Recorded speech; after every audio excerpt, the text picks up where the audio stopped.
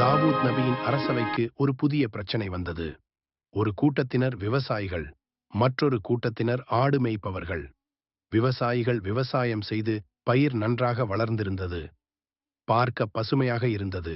இந்நிலையில் இடையர்களின் ஆடுகள் அந்த விவசாய நிலங்களை மேய்ந்து அழித்துவிட்டன. இந்த முறைப்பாட்டுடன் இரு தரப்பாரும் தாவூத் நபியின் அரசவைக்கு வந்தனர். விவசாயிகளின் வாழ்வாதாரம் பயிர்களாகும், இடையர்களின் வாழ்வாதாரம் ஆடுகளாகும்.